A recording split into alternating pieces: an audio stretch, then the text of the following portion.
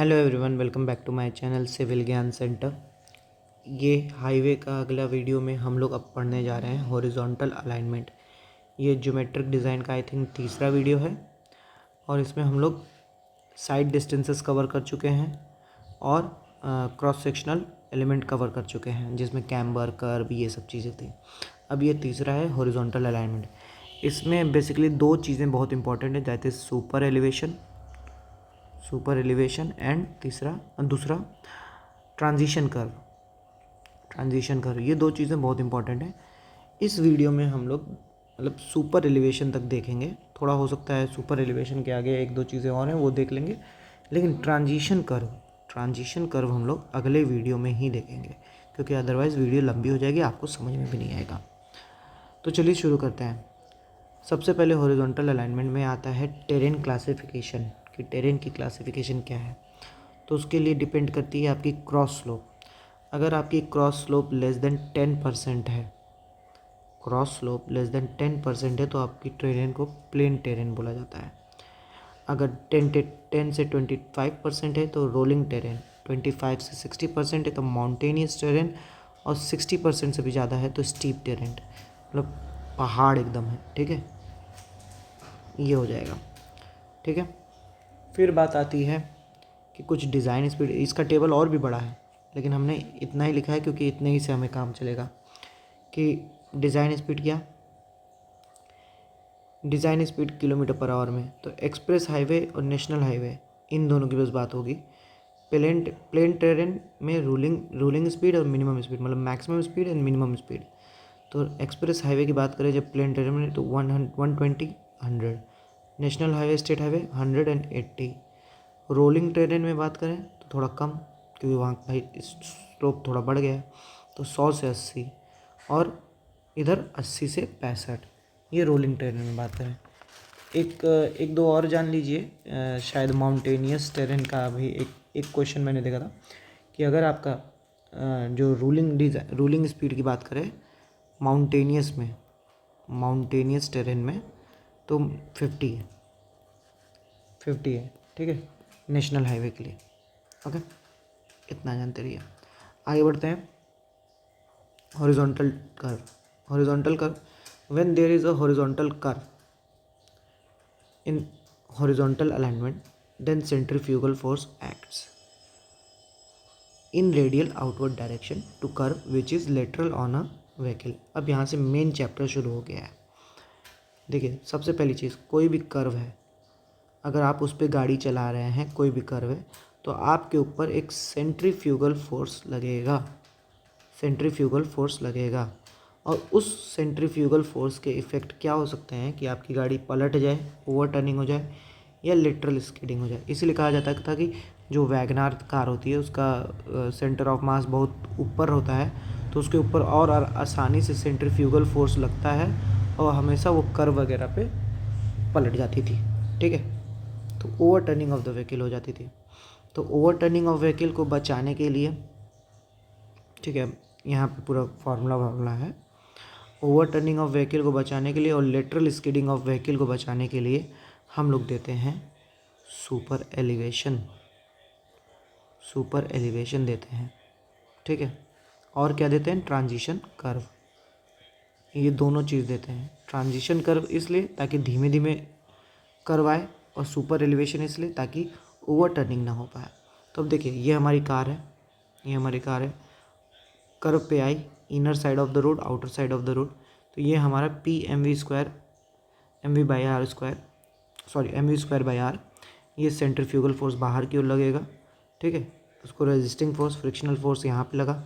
अब यहाँ जो फ्रिक्शनल फोर्स है ये लेटरल फ्रिक्शनल फोर्स या ट्रांसवर्स।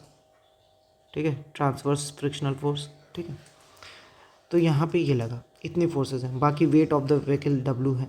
ठीक है, तो M V square by R centrifugal force, frictional force होता है म्यू इंटू एम जी, तो F इंटू एम जी हो गया, F इंटू डब्लू। अब wait of the vehicle W है। ठीक है, तो अब यहाँ से एक फैक्टर निकलता है, impact factor, P by W. P ये है, वेट W ये है, तो P बाई डब्लू एक फैक्टर निकलता है। इसे बोलते हैं हम लोग इम्पैक्ट फैक्टर या सेंट्रीफ्यूग रेशियो, तो P बाई डब्लू। इसकी वैल्यू निकालते हैं। अब जैसे देखिए ये हमारा टायर, यहाँ रिएक्शन लग रहा है टायर पे, बाहर की ओर एक P फोर्स लग रहा था, नीचे की ओर W फोर्स लग रहा था। किसी एक टायर के अबाउट अगर हम मूवमेंट ले लें तो ओवर टर्निंग मूवमेंट क्या है, P इंटू एच, ये ओवर टर्न कराना चाह रहा है। रेजिस्टिंग मूवमेंट क्या है, रेजिस्टिंग मूवमेंट है इसका वेट। अगर हम इस पॉइंट के अबाउट देखें या इस पॉइंट के अबाउट देखें तो रेजिस्टिंग मूवमेंट इसका क्या है, वेट है W इंटू B/2। ठीक है, ये रेजिस्ट कर रहा है उस मूवमेंट को कि ओवर टर्न होने से बचा रहा है। तो to avoid overturning resisting movement हमारा ज़्यादा होना चाहिए, तो P इंटू एच से W इंटू B/2 ज़्यादा होना चाहिए। तो जब यहाँ पे इसको इक्वेट किए तो ये हमारा इम्पैक्ट फैक्टर जो है कि दैट इज़ P/W जो था वो आ गया less than B/2H, less than B/2H। लेकिन अगर बराबर हो गया तो on the verge of over turning होगा, वो बराबर हो गया मतलब on the verge of over turning हो गया वो, तो P/W इक्वल टू हो जाएगा B/2H। और अगर ओवर टर्न हो ही गया, अनसेफ हो गया मतलब ओवर टर्निंग ज़्यादा है, तो I इक्वल टू हो जाएगा P/W ग्रेटर देन B/2H। ठीक है, ये हो जाएगा। तो देखिए जब ओवर टर्निंग हो जाती है तो मतलब ये टायर उठ गया, मतलब जब कांटेक्ट ही नहीं है तो यहाँ का जो RA है वो ज़ीरो हो जाएगा और यहाँ पे प्रेशर बढ़ जाएगा। यहाँ पे प्रेशर बढ़ने की वजह से ही गड्ढा हो जाता है और इसीलिए रट मतलब इस गड्ढे को रट बोलते हैं। और ये जो गड्ढे होते हैं हमेशा आउटर कर्व की तरफ ही होते हैं, ज़्यादा इनर वाले की तरफ नहीं, आउटर वाले की तरफ। ठीक है, तो ये तो ओवर टर्निंग बात आ गई। लेटरल स्किडिंग की बात करें तो इधर की ओर P फोर्स लग रहा है, इसको इधर ले जाना चाह रहा है, तो इधर फ्रिक्शन जनरेट हुआ F, तो वो इसको इधर रोके हुआ है। ठीक है, स्किड करने से रोका हुआ है, तो P equal to mv²/r force जो स्कीडिंग फोर्स है उसको रोक कौन रही है, friction force F into W। तो वही अगेन वही बात कि अगर हम फ्रिक्शन को अवॉइड करें तो जो P है वो लेस देन होना चाहिए F के, तो P/W less than F। On the verge हुआ तो P/W F के बराबर, और ग्रेटर देन F हो गया मतलब अनसेफ हो गया तो P/W मतलब स्किड कर गया ग्रेटर देन F। तो अब यहाँ से पहले इस चीज़ को बाद में अभी बताता हूँ मैं। यहाँ से हमको दो कंडीशन मिली कि सेफ्टी के लिए, फॉर सेफ्टी ना, लिख दे रहा हूँ यहाँ पे, for safety in both case that is over turning and skidding, हमारा इम्पैक्ट फैक्टर कितना होना चाहिए, impact factor should be less than ये that is B/2H and F, इन दोनों से कम होना चाहिए, मिनिमम ऑफ दोनों से। ठीक है, दोनों से कम होना चाहिए, तो इम्पैक्ट फैक्टर का बात आ गया। हम लोग जो बात करते हैं हाईवे में, हम लोग P/W 1/4 लेके चलते हैं और रेलवेज़ में 1/8 लेके चलते हैं। और generally skidding takes place before overturning से पहले स्कीडिंग होती है जनरली। ये सब क्वेश्चन से लिखे हुए टॉपिक्स हैं, इसको याद रखिएगा। ठीक है, तो ये तो बात हो गई कि कर्व पे दिक्कत क्या आ रही थी। कर्व पे आने की वजह से दिक्कत यही आ रही थी कि हमारी गाड़ी ओवर टर्न हो रही थी और स्किड कर रही थी। इसको हटाने के लिए हम लोग को यही सब करना है, सुपर एलिवेशन वगैरह लगाना है। ठीक है, चलिए शुरू करते हैं अब सुपर एलिवेशन। सुपर एलिवेशन क्या है, सुपर एलिवेशन यहाँ से देखिए कि हल्का सा हम लोग अपने आउटर सरफेस को उठा देते हैं। सुपर एलिवेशन है कि हल्का सा अपने आउटर सरफेस को उठा दिया। क्यों उठाया, इंटेंशनली उठाया ताकि हमारा इधर की ओर वेट ज़्यादा आ जाए और हमारी गाड़ी ओवरटर्न ना करे, मतलब हमें ओवरटर्निंग से बचना है। ठीक है,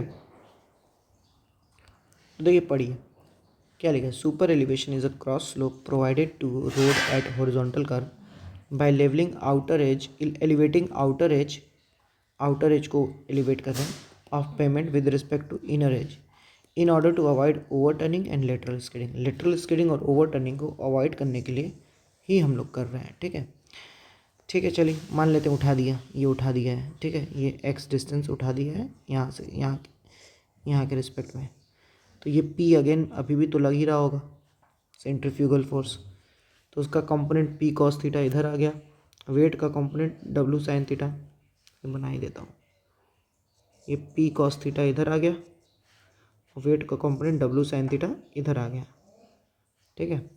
और ये कुछ ऐसे है।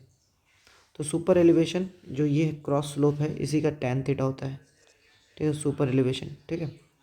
अब इसी को कैलकुलेट करना है हमको। तो नॉर्मल फोर्स क्या होगा, नॉर्मल फोर्स जो इस प्लेन के परपेंडिकुलरली लगे, ये एन नॉर्मल फोर्स है, ठीक है। तो इसको कैलकुलेट करें तो डब्लू साइन थीटा इधर, डब्लू कॉस थीटा इधर आएगा, डब्लू कॉस थीटा इधर आएगा, पी कॉस थीटा उधर है तो पी साइन थीटा इधर आएगा, डब्लू कॉस थीटा और पी साइन थीटा, तो दोनों को जोड़ दें तो ये नॉर्मल के बराबर होगा, ठीक है। अब P cos theta equal to W sine theta plus F, क्योंकि फ्रिक्शन भी लग रहा है, इधर जो है फ्रिक्शन भी लग रहा है, तो P cos theta equal to W sine theta plus F, ठीक है। और एफ इटसेल्फ क्या है, विस्कोसिटी इंटू एन, ये जो है ये विस्कोसिटी इंटू एन है, F into W cos theta plus P sine theta, ठीक है। तो यहाँ से जब सब कुछ रखेंगे, वैल्यू रखेंगे, और सिंस साइन थीटा बहुत स्मॉल होता है तो साइन थीटा, ठीक है, थीटा बहुत स्मॉल है तो sine theta equal to tan theta equal to क्या हो जाएगा ई, और कॉस थीटा इक्वल टू 1, ठीक है। तो यहाँ से एक वैल्यू बन के आएगी, मैं बाकी पूरा कंप्लीट नहीं कर रहा हूँ डेरिवेशन, ये आप स्क्रीनशॉट लेके ये देख लेना, बस इधर उधर किया है, टेन थीटा को ई लिख दिया, इधर भी टेन थीटा को ई लिख दिया, ठीक है। यहाँ पे बेसिक सिंपल यही हुआ है कि कॉस थीटा से डिवाइड कर दिया है, ठीक है। ये भी नहीं एज्यूम किया कि थीटा जीरो मानो या ये मानो, सीधे कॉस थीटा से डिवाइड कर दिया तो ये 1 हो गया, ये साइन थीटा टेन थीटा हो गया, 1 हो गया, टेन थीटा हो गया, तो टेन थीटा को ई लिख दिया है, तो ये सीधे हो गया P into 1 minus E F equal to W into E plus F. तो यहाँ से आई की वैल्यू दैट इज़ हम लोग जानते हैं पी बाई डब्ल्यू, पी की वैल्यू कितनी होती थी M V square by R, W की वैल्यू एम जी, तो पी बाई डब्ल्यू क्या हो जाएगा M V square by R G, ठीक है, R M G, M M cut जाएगा, तो यहाँ से आ गया I is equal to P by W E plus F upon 1 minus E F into V square by ji are. ये अभी पहला फार्मूला है, ठीक है, ये पहला फार्मूला है कि I is equal to P by W E plus F upon 1 minus E F equal to V square upon G R, ठीक है। ये पहला फार्मूला है, यहाँ ई सुपर एलिवेशन है, एफ फ्रिक्शन है, ठीक है। आगे चलते हैं, अब देखिए इस अभी हमने जो फॉर्मूला निकाला था that is E plus F upon 1 minus E F V square upon R G, ठीक है। इसमें जो ई एफ होता है वो लेस देन 1 होता है, बहुत ज़्यादा कम होता है, तो अगर हम इसको 1 माइनस ई एफ को इसको नेग्लिजिबल मान लें ना कि ये 0 के करीब है, तो 1 माइनस ई एफ 1 के बराबर हो जाएगा, तो ये हमारा फॉर्मूला क्या बन जाएगा V square upon R G equal to E plus F. लेकिन अभी हम यहाँ तक नहीं रुकेंगे, वी हमारा किलोमीटर पर आवर में है, क्वेश्चन में तो यही दिया है, और जी हमारा मीटर क्यूब पर सेकेंड में हम लोग को पता है, मीटर पर सेकेंड स्क्वायर में पता है, तो हम इसको भी कन्वर्ट कर दें 5 इंटू 18 से 5/18 से मल्टीप्लाई कर दें, तो यहाँ मल्टीप्लाई कर दिए, तो ये हमारा बन जाता है E plus F equal to V square upon 127.137 R. तो इसको हम लोग बाकायदा लिख देते हैं 127 आर, ये E plus F equal to V square upon 127 R, ठीक है। तो ये हो गया, ये दूसरा इक्वेशन, ठीक है। पहला इक्वेशन था ये वाला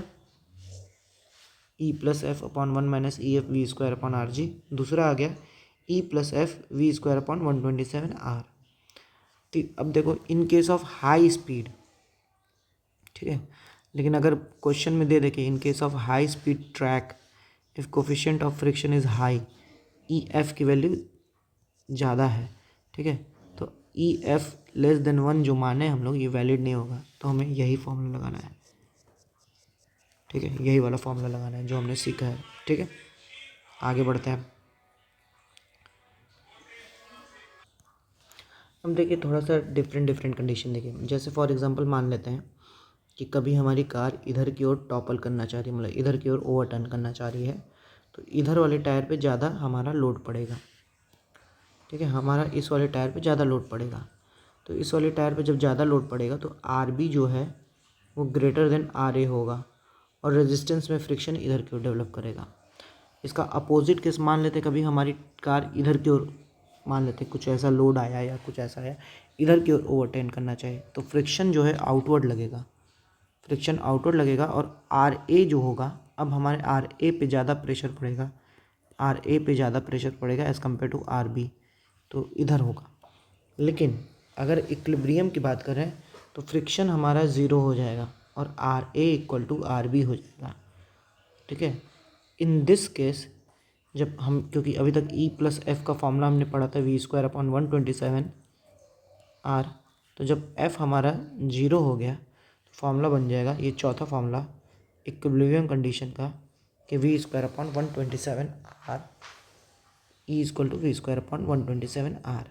इसको इक्विलिब्रियम सुपरइलिवेशन भी कहा जा सकता है, ठीक है।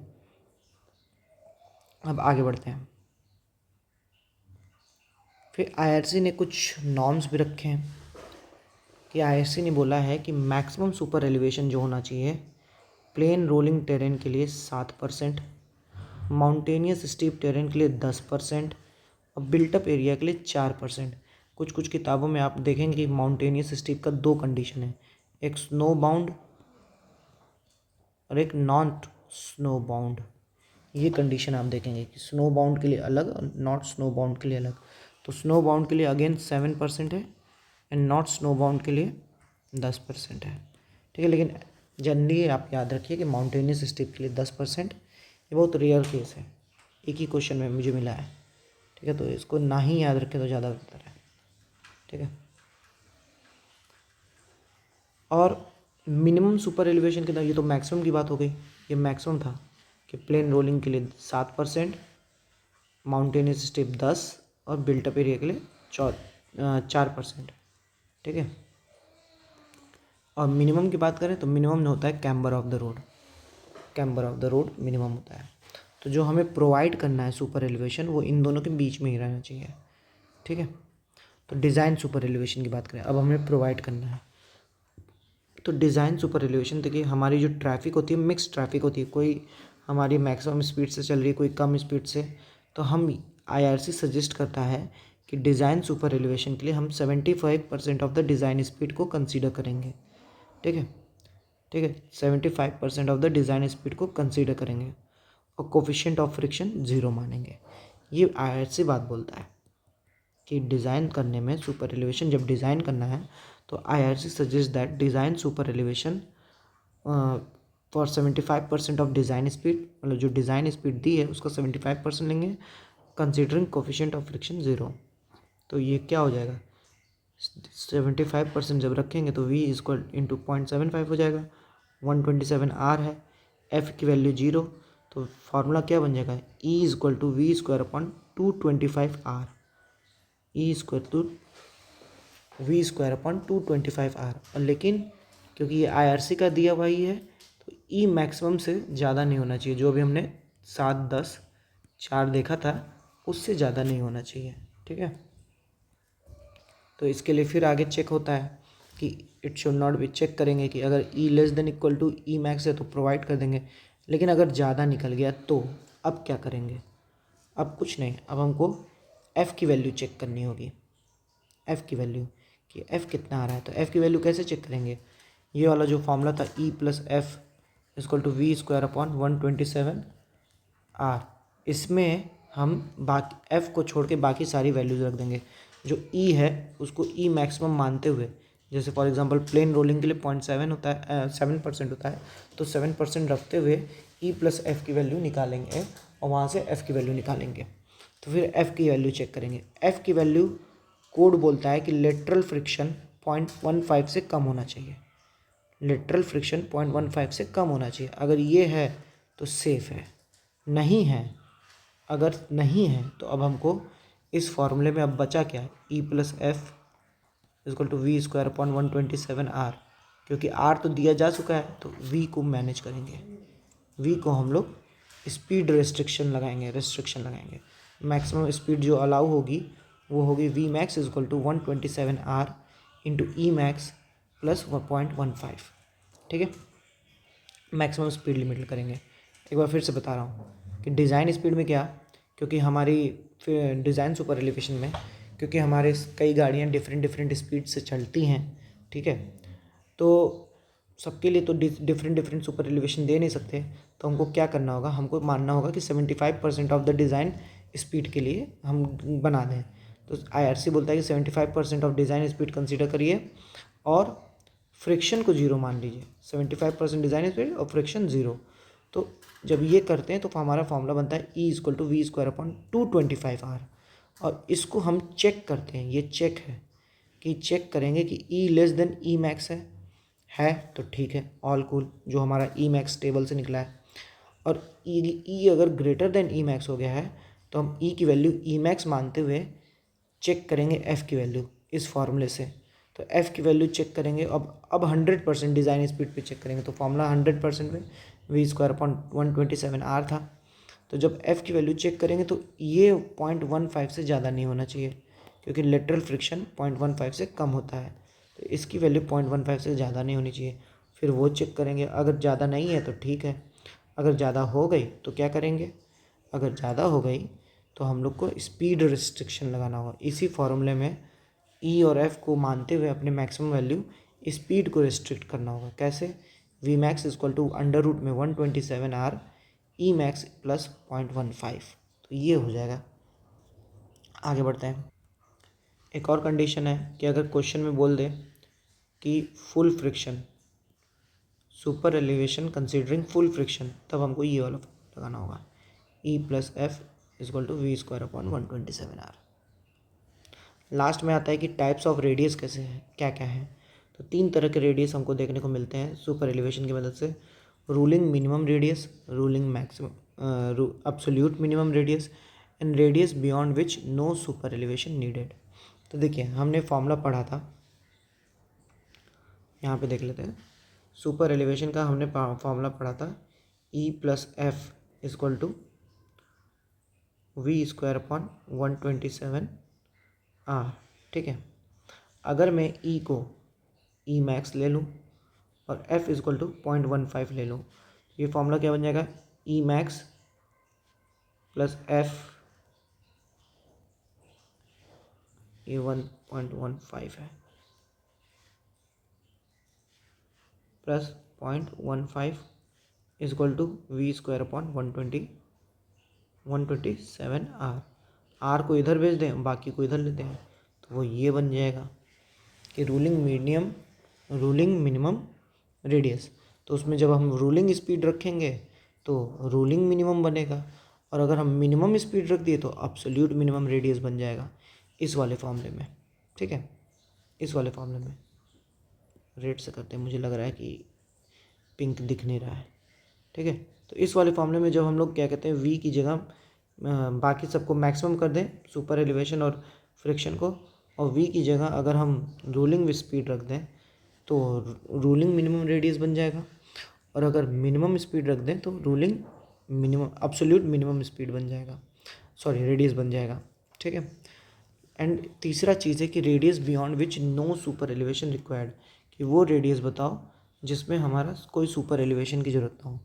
तो ये यहाँ पे ये डिज़ाइन वाला फॉर्मूला इस्तेमाल होगा, और सुपर एलिवेशन की जगह हम कैम्बर रख देंगे, ई की जगह हम कैम्बर रख देंगे। तो radius beyond which no super elevation required is 225 into camber हो जाएगा, ठीक है।